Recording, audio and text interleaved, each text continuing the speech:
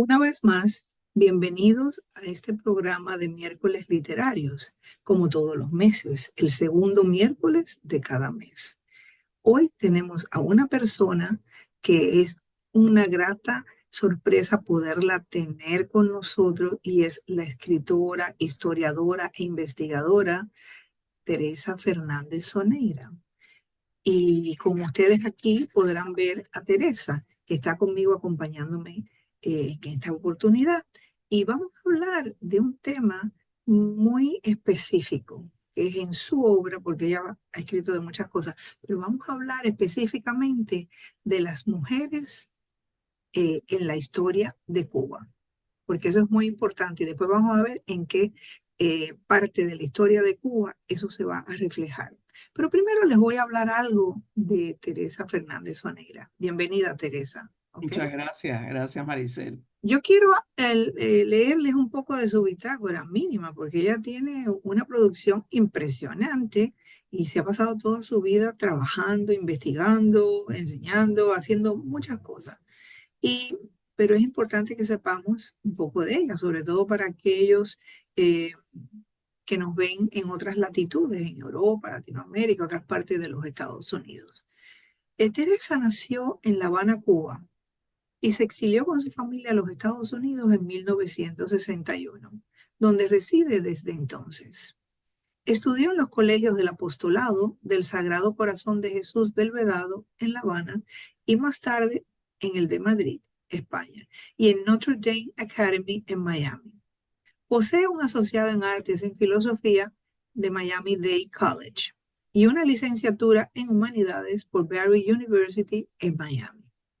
Como historiadora e investigadora, ha escrito para diferentes periódicos y revistas: Buen Hogar, Geomundo, El Nuevo Herald, Semanario Éxito, Revista Ideal, Herencia Cultural Cubana, aquí en Miami, Florida, Centro de Estudios Convivencia en Pinal del Río, Cuba, Linden Lane Magazine en Fort Worth, Texas, Espacio Laical en La Habana, Cuba, Clarinada de los antiguos miembros de la Acción Católica Cubana y en otras publicaciones. Por 6 años fue columnista de La Voz Católica, periódico oficial de la Arquidiócesis de Miami, y editora de la revista Maris Estela de las antiguas alumnas de los colegios del apostolado en Cuba. Ha participado en la Feria del Libro de Miami, ha hecho presentaciones en los congresos del Instituto de Estudios Cubanos CRI de la Universidad Internacional de la Florida y ha impartido conferencias para diferentes organizaciones como Operación Pedro Pan, la Cuban Heritage Collection de la Universidad de Miami, el Sistema de Bibliotecas Públicas del Condado Miami-Dade en su programa de autores, el Departamento de Filosofía de Barry University, el Pen Club de Escritores Cubanos en el Exilio, la Academia de la Historia de Cuba en el Exilio, la Fundación Padre Félix Varela y en el Centro Cultural Cubano de Nueva York. También ha participado en numerosos programas de radio y televisión. En 1989 recibió una beca de la American Library Association. Fue premiada por la Fundación Padre Félix Varela por su trabajo sobre Félix Varela como periodista y fue galardonada por el Instituto de Cultura Hispánica de Houston, en Texas, por su ensayo sobre Sor Juana Inés de la Cruz. Tiene publicados 10 libros de temática cubana, aparte de otros, por supuesto. Apuntes desde el destierro en 1989, Cuba, Historia de la Educación Católica entre 1582 y 1961, que comprende 2 volúmenes en 1997. Con la Estrella y la Cruz, Historia de la Federación de Juventudes de Acción Católica Cubana, 2 volúmenes en 2002. El Centro Mater de Miami, su historia y sus colaboradores, en 2008. Mujeres de la Patria, contribución de la mujer a la independencia de Cuba en el volumen 1 en 2014 y en el volumen 2 en el 2018. La Bella Cubana, rostros de mujeres en la Cuba del siglo XIX en 2022 y Relatos y Evocaciones, una antología de todos sus escritos entre 1986 y 2023. Estos escritos son de corte periodístico, ¿verdad, Teresa? Perfecto, sí. Eso fue publicado este año y en breve lo va a presentar aquí en Miami como primicia en otro lugar. Es miembro de la Fundación Padre Félix Varela de Miami, de los Amigos de la Cuban Heritage Collection de la Universidad de Miami y de la Junta Asesora del Centro Cultural Cubano de Nueva York. Bueno, eso es entre algunas cosas. No he querido decir todo lo que ella tiene en su haber porque es mucho, pero ya ustedes se pueden dar cuenta en lo nutrida que es la carrera profesional y sobre todo como investigadora. eh, Docente e historiadora, porque ella tiene mucho que aportar. Ella se pasa todo el tiempo trabajando, compilando información y ya veremos a lo largo del programa cosas que incluso yo que la invité desconocía. Así que vamos a empezar con Teresa. Teresa, yo quiero aquí al lado mío, a mi izquierda, yo tengo tres libros, tres portadas tuyas, que son las que nos traen, las que nos invitan a este programa hoy. ¿Por qué? ¿Por qué yo escogí estos libros? Porque son libros que tratan sobre el tema de la mujer cubana. ¿Por qué tú decidiste escribir este libro sobre mujeres de la patria? Y es más, ¿por qué decidiste empezar a investigar sobre las mujeres cubanas y específicamente por qué el siglo XIX? Bueno, primero que nada, bueno, muchas gracias por la invitación tan generosa que me has hecho. Es un placer para mí estar aquí hoy contigo compartiendo lo que he hecho en mi vida en el plano histórico y literario. A mí me gusta mucho la historia. Desde pequeña me gustaba mucho leer libros de historia. Y después que vine para el exilio, pues seguí con esa costumbre. Y yo leía y leía y no encontraba nombres de mujeres por ninguna parte.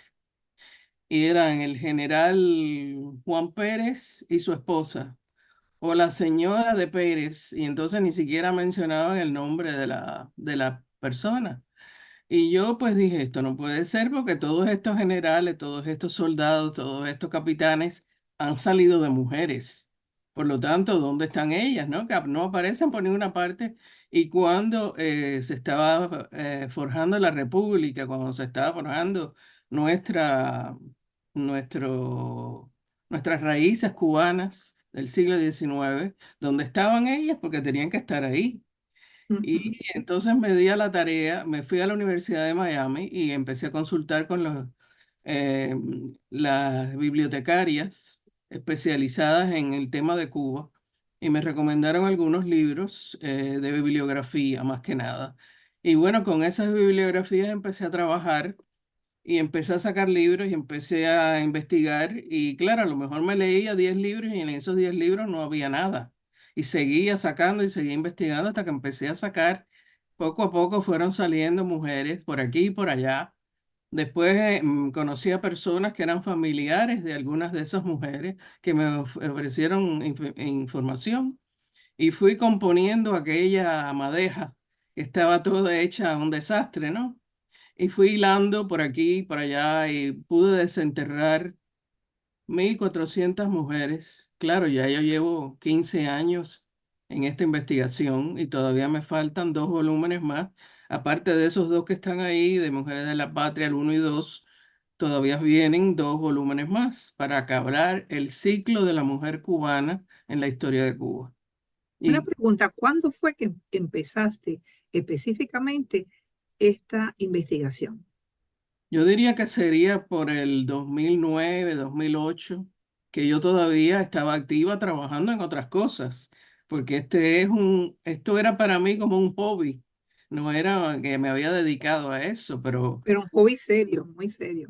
pero fue que bueno, ha resultado en en un trabajo increíble, que cuando ya iba a terminar un libro aparecían más mujeres y no podía cerrar ese libro sin incluirlas y todavía siguen apareciendo.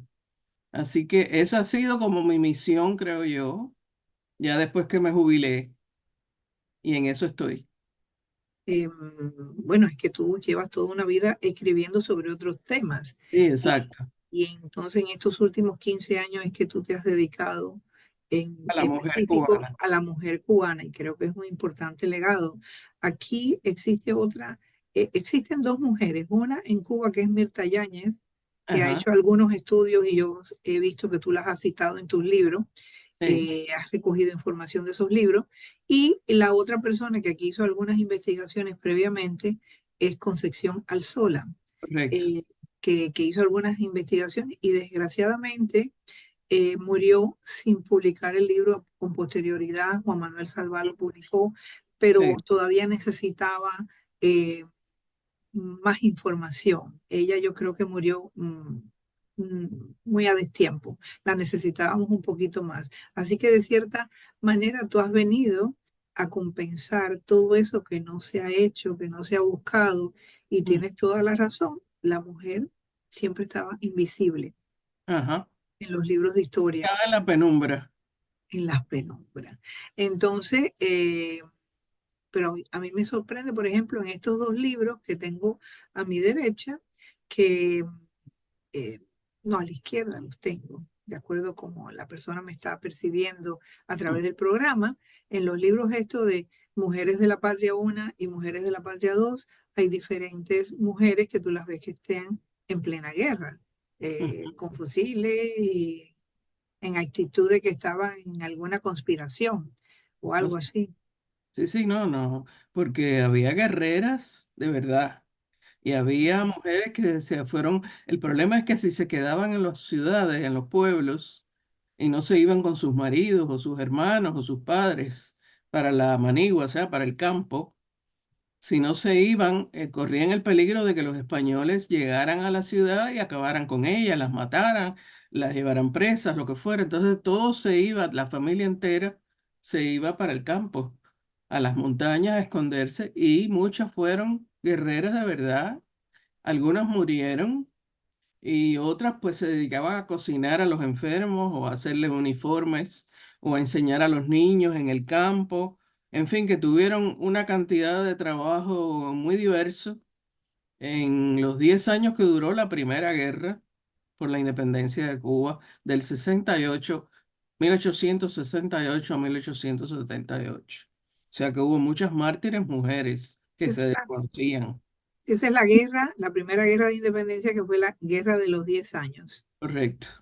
La guerra chiquita duró muy poco porque llegaron a un semiacuerdo con el gobierno español, pero en eso vino Martí y Martí empezó a engrasar motores otra vez y a movilizar sobre todo a los exiliados de aquella época para montar otra guerra que ya sería la definitiva, que fue la Guerra de Independencia de 1895. Y en esa Pero, hay otra cantidad de mujeres inmensa que también pero, trabajaron.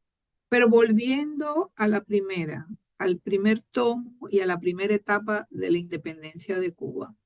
En esos 10 años que Carlos Manuel de Céspedes, él mismo comenzó la guerra y Ah, blandió las campanas y todo el rollo que sabemos ya. eh, ¿Qué mujeres así notables eh, podrías recordarnos en esta entrevista? bueno, muy importante es la mujer de Maceo, María Cabrales, que fue una mujer muy digna, era enfermera además, y curó a Maceo muchas veces cuando lo hirieron en las batallas. Está la mujer de Máximo Gómez, Manana Toro, de la cual hay una obra muy buena de Ena Cournot, que es muy Ujú, importante. Estaban Ana Betancourt, que ujú, abogó por los derechos de la mujer ya en 1869 en en Guaymaro, cuando estaban todos los patriotas reunidos para preparar aquella guerra que acababa de empezar hace unos meses. Por supuesto, a Ana Betancourt la ignoraron y la mujer cubana no tuvo derechos a nada hasta entrada a la República en 1902, 1904, que empezó el movimiento feminista. pues, Pero muchísimas mujeres que son dignas de que se conozcan. Y por ejemplo, en la segunda etapa, eh, Ajá. ya de la guerra de independencia, que como tú bien dijiste, la guerra chiquita fue muy breve y por tanto, posiblemente las mujeres que se sumaron eran más o menos las mismas de la primera o de la segunda guerra definitiva, ¿no? Bueno, Eh, algunas habían muerto ya, porque pasaron del 78 al 95, fueron 20 años. Y en esos 20 años murieron muchas, pero esas les entregaron la antorcha a sus hijas, a sus nietas, que fueron las que entonces siguieron, fue la continuidad de aquellos ideales que tenían todas ellas. Y ahí se vio que la mujer cubana podía no solo estar en su casa cuidando a sus hijos, cocinando, cosiendo, ocupándose de las tareas domésticas, sino que también podían independizarse y hacer, y porque fundaron muchos clubes revolucionarios. Y esos clubes los llevaban ellas y los dirigían ellas. Y ahí fue cuando ellas soltaron las alas, diría yo. Ujú. Invitaban a Martí y otros patriotas para que hablaran y ayudaran a la recaudación del dinero para la guerra, ¿no? O Correcto. sea que ellas eran vitales. Lo que pasa es que no se les daba la importancia. Uh, Pero ¿no te parece que, y en la parte de la Segunda Guerra, que cubres en el segundo tomo, sí, me da, es muy interesante que la mujer que sale en la portada es una mujer negra? O sea sí, que habían esclavos también que se liberaron a través de esta guerra y sí. que asumieron las armas, ¿no? Sí, ya, bueno, ya cuando la guerra, la primera guerra, la guerra del 68, como por ejemplo Céspedes que le dio la libertad a sus esclavos, ya desde entonces había muchos negros esclavos que ya no eran esclavos, ya eran independientes. Y entonces muchísimas mujeres negras. Es más, yo tengo los datos de algunas que contribuyeron económicamente, mujeres negras que tenían ya sus ingenios sobre todo en Santiago de Cuba, en Camagüey, que Ujú. donaron muchísimo dinero. Ahora no encuentro el dato, pero son más de 17 mujeres que tenían sus negocios propios y contribuyeron con su dinero a la guerra de independencia en el 95. Y eran mujeres negras. Mujeres negras Mira todas. qué bien. Teresa, es muy interesante lo que me has dicho sobre que las mujeres negras, que eran personas, eran como 17 del área de Santiago de Cuba, Sí, que ya tenían sus negocios y su estabilidad económica y aportaron dinero. Qué interesante. sí. Eh, y eso, mira, eso no se sabía. Yo desconocía ese dato totalmente. Había muchas que ya eran esclavas, que eran libres y habían tenido sus propios negocios, habían trabajado mucho y habían ahorrado su dinero, sobre todo en el oriente de Cuba. En el occidente de Cuba era más difícil porque era, por ejemplo, en La Habana, era muy difícil que la mujer se moviera porque había mucho más vigilancia de los españoles, era más urbana, ¿no? Pero Sí, ya para el oriente de Cuba, y como había tanta montaña, pues se propiciaba, ¿no? sí, A que claro. las mujeres pudieran trabajar. Pasaba lo mismo con lo del contrabando. Los contrabandistas de productos casi Sí, siempre podían hacer mejor sus incursiones en la isla, sí, en las provincias más orientales que no en las occidentales, por eso mismo que tú hablas. sí, Pero siguiendo ahora a la parte de el segundo libro de Mujeres de la Patria, donde sí, tú indicas que muchas de las mujeres de la Primera Guerra, la Guerra de los 10 años, le pasaron la antorcha a sus hijas, a sus sobrinas, a personas de menos edad, y que ellas continuaron con la gesta patriótica. Y correcto. entonces se sumaron a la guerra del 95. ¿Y Ajá. recuerda algunos de esos nombres? Bueno, está la enfermera Mercedes Pérez Puelles, que era farmacéutica y acabada de graduarse de farmacia, se va al monte con el hermano y la cuñada y lleva toda su botica revolucionaria para el monte en Holguín. Y ahí está a los 3 o 4 años de la guerra. proveyendo de medicamentos al ejército y curando, porque también era enfermera. Bien. Eh, Y, esto es lo que le llamaban muchas veces los historiadores la soldadesca, ajá, para conferirle una categoría inferior. Es la sí, soldadesca, sí, las que siguen al ejército. exacto, Entonces, iban en la retaguardia. exactamente la soldadesca. Sí, Porque aquí también pasó durante la Guerra Civil ah, norteamericana, la guerra entre los estados, que sí, muchas mujeres, y fue muy triste porque muchas mujeres aquí dieron dinero, participaron en la guerra. No sé si pasó lo mismo en Cuba, tú me dirás, pero aquí muchas mujeres participaron, dieron dinero, inclusive algunas dieron sus vidas, y después que pasó la guerra civil y le dieron la libertad a los esclavos aquí, mm, resulta que las mujeres, ni negras, ni blancas, ni de ningún color, eh, tenían la posibilidad de votar, ajá. ¿me Bueno, entiendes? Ni de participar en la vida activa. ¿Y cómo pasó en Cuba? bueno, en Cuba imagínate que cuando acaba la guerra del 95, Ujú, Adela Ascuy Labrador, que fue una patriota de una larga historial, su familia, que ya antes de que empezaran las guerras, alrededor de 1852, ya estaba ella envuelta con su familia en todo, en toda lo que ajá, quería libertad, ¿no? Cuando se acabó la guerra, ella que había sido capitana de sanidad, porque hubo mujeres capitanas en el ujú, Ejército Libertador de Cuba, se presenta ante el general Máximo Gómez en La Habana para que le dieran su pensión de luchadora del ejército. Cuando llega, va vestida de militar, con su vestido de militar, y dicen que Máximo Gómez le dice al asistente, ¿y quién es esa mujer con tantas estrellas?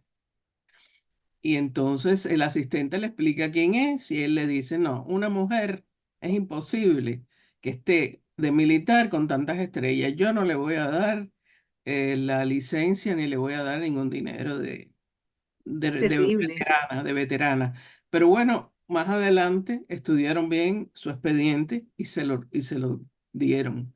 Pero hubo muchos casos en que ya esas mujeres que habían luchado en la Primera Guerra y después en la Segunda Guerra, y ya eran unas mujeres muy mayores que habían quedado viudas, muchas de ellas, y no tenían cómo vivir, Ujú, y le vienen a dar el dinero o la medalla de condecoradas ya en su lecho de muerte. En el libro barbaridad. hay varios ejemplos de que sucedió eso con varias mujeres.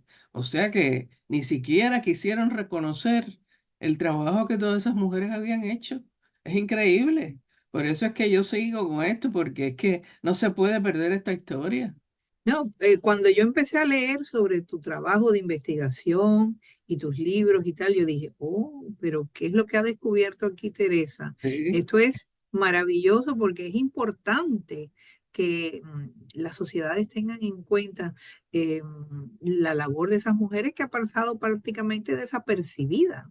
Y correcto. es infame que se haga eso. Tan infame como en la historia norteamericana Ujú, después de que las mujeres aportaron tanto e hicieron tanto, así ujú, como la soldadesca cubana, la soldadesca aquí norteamericana, y ujú, que hicieron de todo y los apoyaron, resulta que no le ujú. confirieron ningún derecho. O sea, que una mujer a lo mejor que era hacendada, que había dado dinero, que había entregado tierra, casa, y ahí había ayudado, resulta que estaba inclusive hasta por debajo de un ex esclavo. Y por supuesto, la ex esclava mujer por debajo más todavía. Ajá. Eh, y no obtuvieron, tú sabes que aquí las mujeres no obtuvieron el derecho al voto hasta ya entrado en el siglo XX, ya al final de la segunda Igual que en Cuba. década. ¿Cuándo Igual- fue que obtuvo la mujer en Cuba el voto, el derecho al voto? Tengo entendido que sobre el 38, 39. Ujú. O sea, durante, durante el gobierno de Grau. O sea que hasta entonces, que ya Ana Betancourt en el 1869 había abogado por él, ajá, casi 100 años después fue que ellas lograron el voto. sí. Pero una labor del movimiento feminista en el cual trabajaré en el volumen 3. Digo, en el volumen 4. El volumen 3 es sobre el exilio. Ok.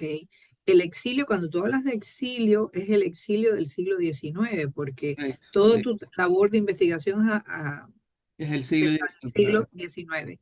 Em, Sí.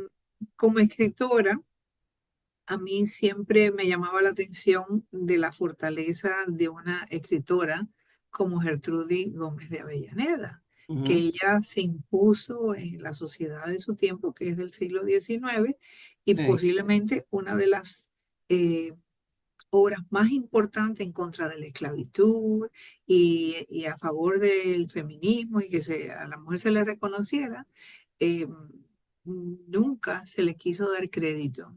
Y Ujú, una de las cosas más eh, tristes fue pensar de que ella eh, quería participar cuando vivía en España, en la academia, en la Real Academia Española, y nunca se le permitió ser parte de la academia. O sea que hasta ella, que había hecho una tremenda obra, porque ajá, sus obras teatrales eran famosas, se ponían muy frecuentemente, y con todo eso, y era no, amiga hasta de la reina de exacto. España, y sin embargo no le dieron entrada en la Academia de la Lengua. ¿Qué vamos a esperar de las pobres soldadas cubanas en la guerra? Menos, mucho menos, Menos, menos todavía. Ah, menos. exactamente.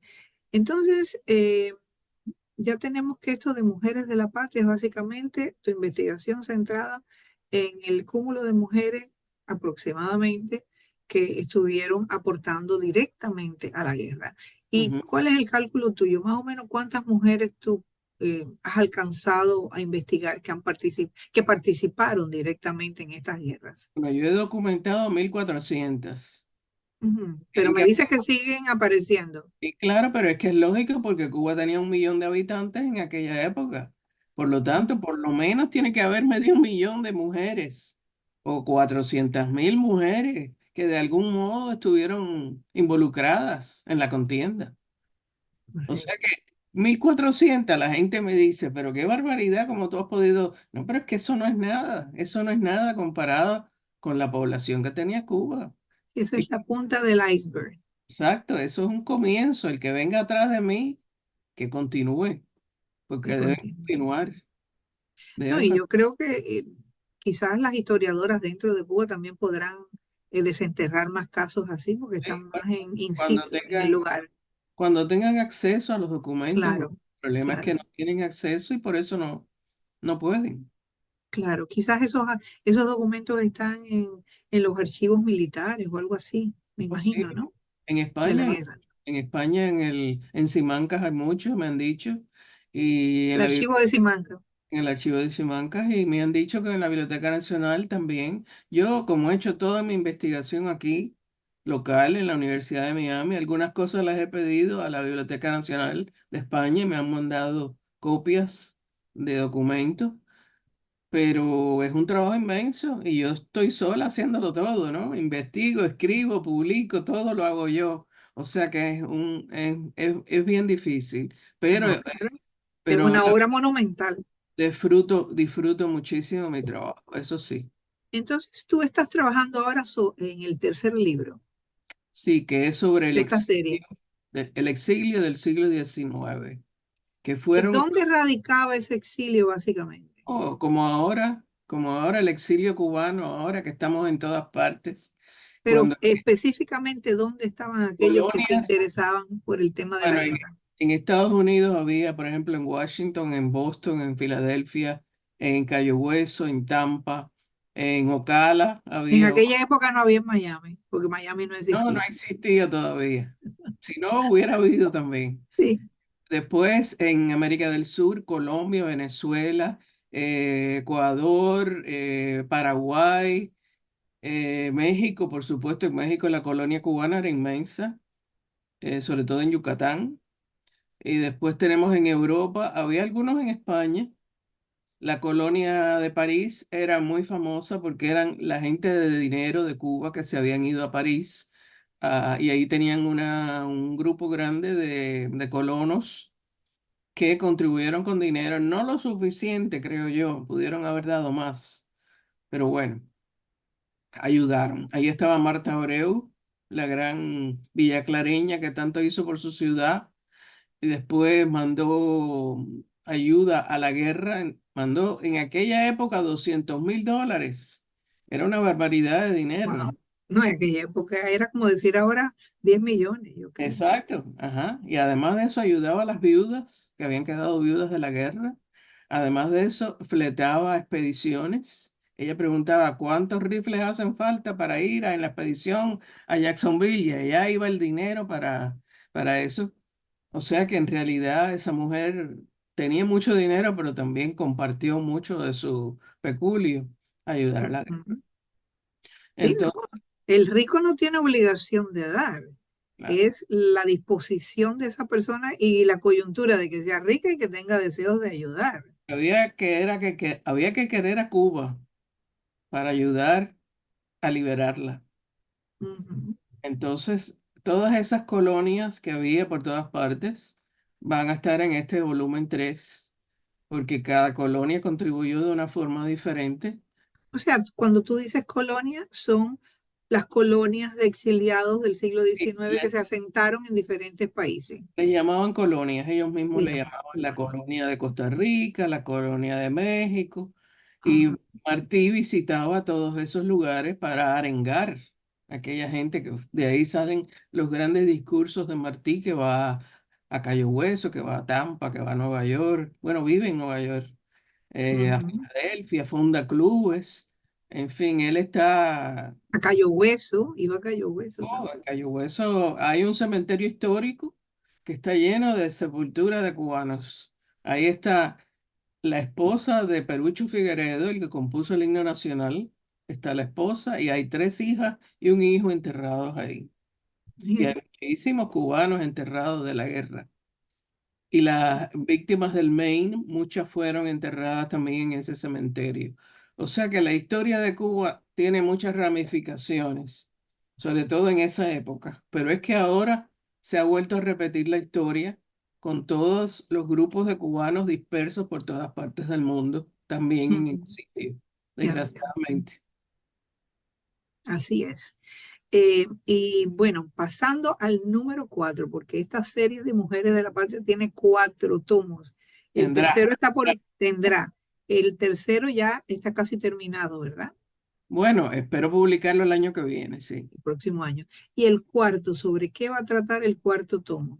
El cuarto será La mujer en la República, Ya que, estamos adentrándonos al siglo XX, exacto, después comienzo. de 1902. Sí, exacto, de 1902 a 1959, cuando surge la Revolución Cubana. Ahí yo terminaré mis 4 tomos de la historia de la mujer cubana, si Dios me da fuerza para Ojalá hacer. que sí, ojalá que te dé toda esa fuerza que tienes para que sigas, porque tu aporte investigativo es importantísimo.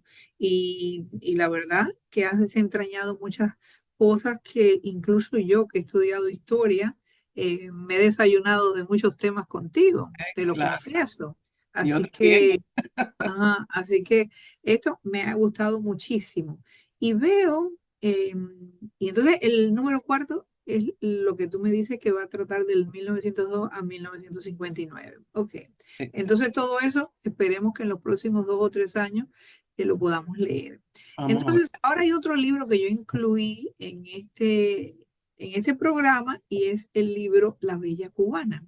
Este Ajá, que está a mi lado, el azulito, este mismo que tengo aquí.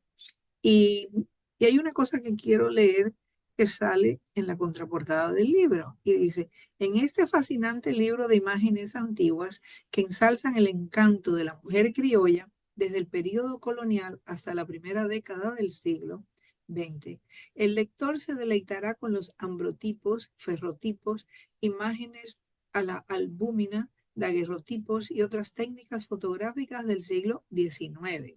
Hmm, Aquí he aprendido algo nuevo hoy, porque no sabía nada de los ambrotipos ni de los ferrotipos. Dice, eh, estas han sido realizadas en Cuba por los más afamados fotógrafos de la época e impresas en cartes de visite sobre soportes de vidrio, o sea, cartas de visita sobre soportes de vidrio en tarjetas o colocadas en estuches. Cada semblante, pose y atuendo comunican su clase social y sentimientos de dicha o dolor. Con un prólogo que narra la historia de la fotografía, sobre todo en Cuba, el lector disfrutará de una variedad de retratos acompañados de poemas y reflexiones. Estas hermosas fotografías son un legado gráfico, histórico y social de la mujer cubana en el siglo XIX. Mujer, ¿cómo pudiste conseguir todas esas fotos? A ver, cuéntanos. Bueno, llevo muchos años, y es que yo colecciono de todo, sobre todo lo que tenga que ver con Cuba antiguo, ¿no? Y mis abuelos gallegos, mis cuatro abuelos eran gallegos. Mis abuelos paternos eran fotógrafos en Cuba y tenían un estudio fotográfico en La Habana Vieja. Cuando yo era una niña, a mí me dejaban en casa de mi abuela los fines de semana. Ya mi abuelo había fallecido, murió muy joven, de 62 años, o sea, yo de él recuerdo muy poco. Sé que era pintor, fotógrafo y otras cosas. Y cuando él muere, mi abuela sigue el negocio que él tenía ya, el estudio.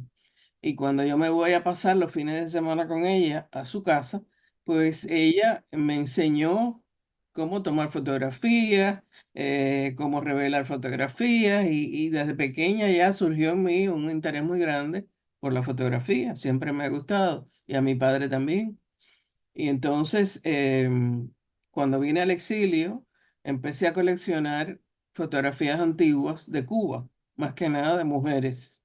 Y me hice amigo de algunos anticuarios en España que venden daguerrotipos, ambrotipos de esa época de Cuba. Y entonces empecé a negociar con ellos porque son muy caras, ¿no? Y empecé a negociar, bueno, si mire, si yo le compro esta y esta, usted me rebaja esta otra. Y bueno, así me hice amiga de ellos y qué sé yo, y en el libro hay hasta una fotografía que me regaló uno de esos anticuarios que está en Barcelona y se pusieron muy contentos cuando vieron la foto que que ellos me habían regalado en el libro. Y así fui haciendo la colección y tengo más de 200 daguerrotipos, ambrotipos, ferrotipos aquí en mi casa. Y pues un día dije, bueno, pero ¿por qué no compartir estas imágenes con la gente? No tenerlas todas guardadas en un álbum. Y dije, bueno, y las voy a acompañar de poemas de esa época para que sea más ameno, ¿no? Y así me puse poco a poco con el poeta Orlando González Esteva, que posiblemente conoces. Él me Cómo no. ayudó recopilar algunos poemas. Él decía que debían ser todos de mujeres nada más, pero yo he incluido algunos hombres. Y bueno, me busqué un editor que me lo podía hacer, que me podía ayudar con las fotos, que algunas estaban muy deterioradas, tenían hasta punticos de comején y él tuvo que, con las nuevas técnicas, arregló algunas fotos y demás para que reprodujeran mejor. Y así pues salió La Bella Cubana, que es el libro que tiene unas 150 fotografías. Pienso quizás en el futuro hacer un volumen 2 porque tengo más. Y ese es variarlo, quizás tener otro enfoque, pero quisiera compartirlo con el público porque es un testimonio visual muy importante porque no es solo la historia de la época, sino es la vestimenta, son los hábitos, son los peinados, son según la clase social. Tú enseguida puedes ver los telones de fondo que son pintados a mano, como los hacía mi abuelo, que eso sí me acuerdo. Los telones que son para simular paisajes o columnas o lo que sea. E incluso eh, también entre las mujeres que eran retratadas, me imagino que habrás podido desentrañar, eh, pues no solamente la clase social, sino en la poesía que has adjuntado, Ajá, eh, qué tipo de poesía se escribía en aquella época, porque era el típico florilegio cubano, que las sí, mujeres en aquella época que escribían poesía, escribían un tipo de poesía la permitida para ellas, que era más ligera, más light, lo que diríamos en inglés, sí. porque no se le permitía a una mujer un tipo, eh, de poesía que fuera demasiado fuerte, porque Mm, ya se le consideraba bueno, que no era del lugar, no era su lugar. sí. Entonces ellas tenían que, eh, cuando poetizaban o hacían una poesía, tenía que ser una poesía más suave, más fina, más típica de una mujer, de casa, y por eso les decía muchas veces el florilegio, ¿me Ujú, entiendes? sí. Y hay antologías de la poesía escrita por muchas autoras de esa época. Ujú, Y en realidad, por eso le decían poetisas en muchas ocasiones, no le decían poetas. Ahora la tendencia es diferente. El que sí, se quiera, el que quiera que le llamen poetisa, pues que se lo llamen. Pero, claro. pero indistintamente se les llama a hombre y mujer poetas y ya, punto. Porque ya se puede escribir con la intensidad o la no intensidad que tú quieras. Hay más Ujú. libertad a la hora de crear. Pero yo quiero que tú me expliques una cosa, ahora antes de pasar.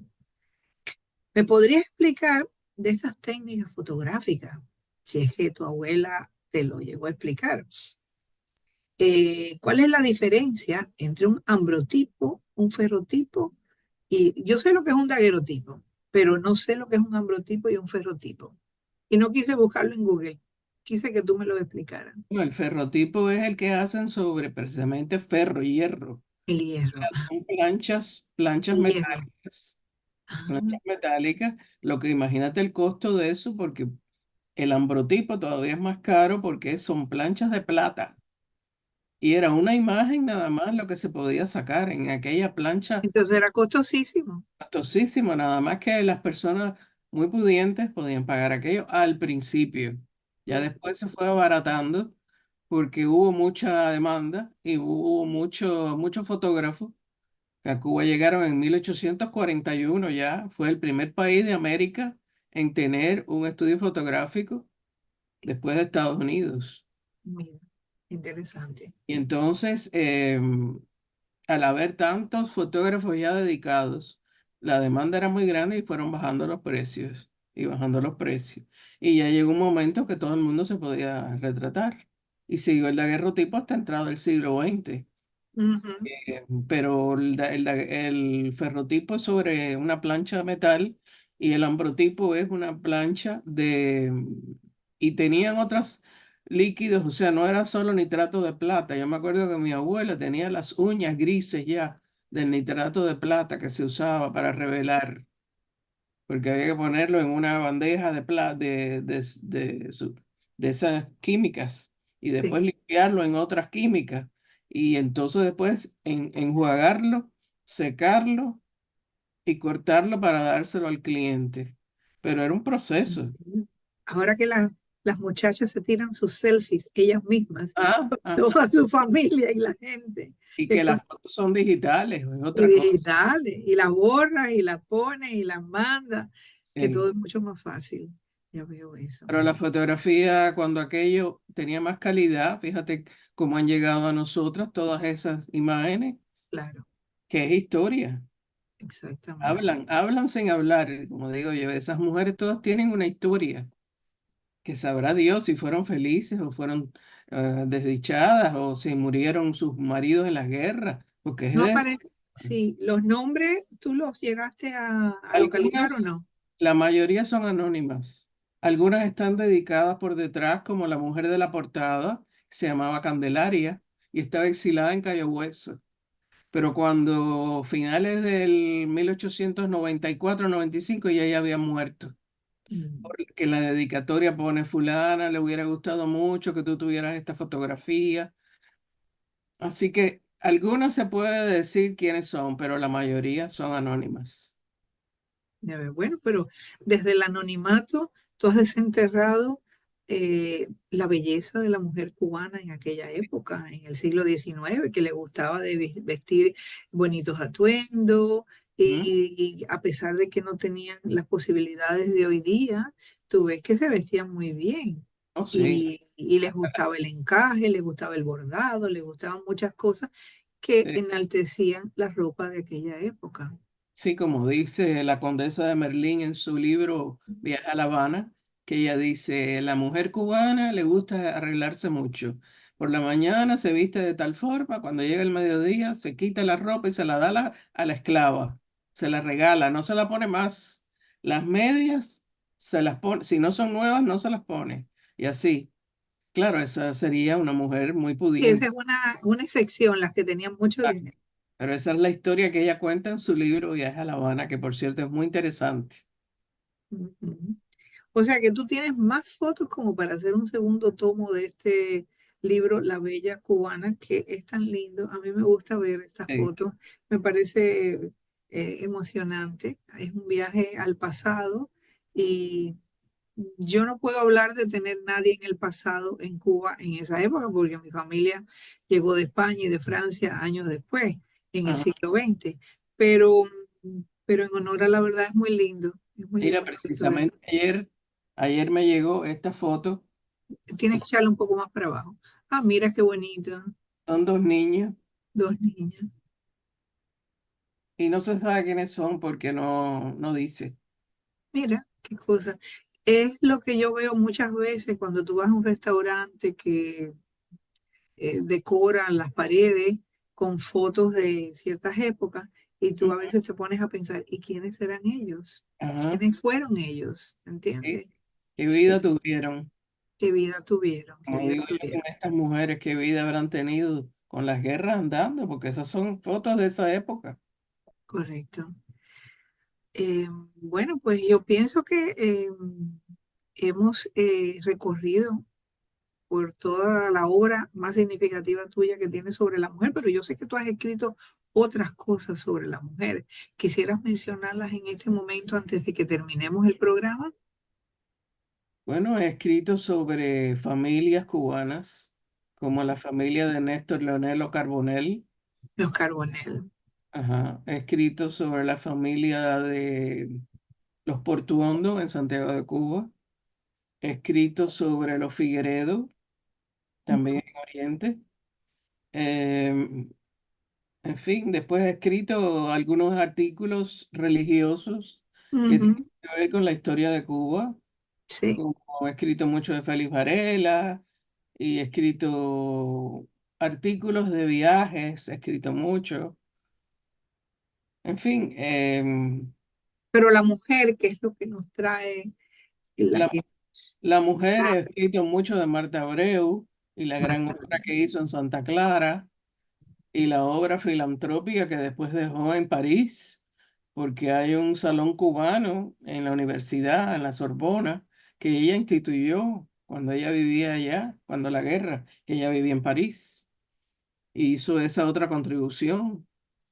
Em, Sí, muchos hacendados durante la guerra, ajá, los que tenían mucho dinero se fueron a Europa, pero exacto. sobre todo París, porque no iban a ir a España porque era el enemigo en ese momento. Pero después muchos se fueron también, no de tanto dinero, se fueron para México, porque muchos hacendados se fueron Sí, para allá. había muchos grupos de México, en Ciudad México, en En Yucatán me dicen que había muchos. Yucatán, en Mérida. Martí estuvo ahí varias veces. Es que no puedo retener los nombres de todas las Sí, pero ciudades. en general por todo el territorio. Sí, sí, todo, en México hubo muchísimos. Después de Cayo Hueso y Tampa, yo diría que México fue el que más exiliados cubanos tuvo en aquella época. Y, Correcto. y se propiciaba también que salieran expediciones de las costas de Mérida o de Yucatán para Cuba. Mira, no, de todo lo que me has dicho, lo que más me ha asombrado es el hecho de que el mismo Máximo Gómez no quisiera reconocer la labor de algunas mujeres de inmediato, ¿no? Porque Pero es no que reconocía tal cosa. eso es estúpido porque cuando él mismo lo vio en carne propia en su familia, porque cuando que van al exilio a Jamaica, que fue el primer país, estuvieron dando tumbos por toda América y a donde primero van es a Jamaica y él todavía está en la guerra en Cuba, pero la familia se va a Jamaica y ahí está Manana Toro, su esposa, con sus hijos, que tenía 5 hijos, se le habían muerto dos en la Manigua porque la mujer había dado a luz en pleno campo. y está ella sola con los hijos y las dos hermanas de Máximo Gómez. Ujú. Se están alimentando de mangos porque no tenían dinero ni tenían recursos ninguno. Cuando llega Máximo Gómez y se encuentra aquel panorama, empieza a vender cosas para comprar un lugar donde que pudieran vivir decentemente. O sea que yo no sé por qué se puso de esa manera con Adela Scooby, que no le quería dar su pensión de veterana, sabiendo que hasta su propia esposa había sufrido tanto en Montecristi, en República Dominicana, que el gobierno cubano le quiere dar una ayuda cuando Máximo Gómez se va para Cuba a a la guerra de independencia. Y ella era que era una mujer tan íntegra, tan fuerte, le dijo a Tomás Estrada Palma, no, lo que Cuba necesita, no, a esta casa no va a entrar. Nosotros, todavía tengo un hijo de 17 años que me hace pan y todavía podemos alimentarnos con el pan que él nos trae. Y yo prefiero que ese dinero que ustedes me iban a dar a mí, se lo manden a Cuba, que más lo necesita. Había que tener Había que tener dignidad y había que tener amor por Cuba para hacer eso, porque ella tenía sus Luego, 4 hijos con ella. desde luego. O sea, Hay muchos ejemplos así y qué bueno que trajiste este ejemplo a colación y el de la capitana, ¿no? Pero en honor a la verdad, es triste que en ese siglo todavía a la mujer se le soslayara. Pero bueno, ¿qué vamos a decir si todavía estamos luchando en pleno siglo exactamente, XXI por, en muchos países y en muchas situaciones diferentes por el mm, derecho de la mujer? Y correcto. que muchas veces vemos como es eh, arrebatado de Ujú. las maneras más increíbles. Así que con eso vamos a dejar este programa y te doy muchísimas gracias por esta intervención, por habernos iluminado sobre todo lo que estás haciendo y ya estamos ansiosas de que salga el tomo 3 y el tomo 4. Apoyo a Salvat en eso, que tienen que salir esos dos tomos rápido y quisiera leerlo y ojalá que te animes y hagas el segundo tomo de La Bella Cubana también, ¿Cómo no? porque hay que mirar a todos esos rostros que, que a través de su piel, de su mirada, nos dejan saber un poquito de lo que pasaron en aquellas épocas. ¿Ok? De la Así historia. que muchas gracias, Teresa, por dar Ha, el tiempo y compartirlo conmigo. ha sido un placer para mí que me hayas invitado y poder Gracias. compartir con todos tus audiencias. ¿Sí? Los video escucha, los videos Exacto. que más adelante este programa se va a presentar de manera permanente en YouTube. ¿Ok? Bueno, que estés muy bien y que Gracias. sigas adelante. Y cualquier cosa que necesites, pues me avisas, que ¿Cómo que no? siempre estamos dispuestos para apoyarte. ¿Ok? Muy- Muchas gracias, Maricel. Gracias a ti. Hasta pronto. Hasta pronto.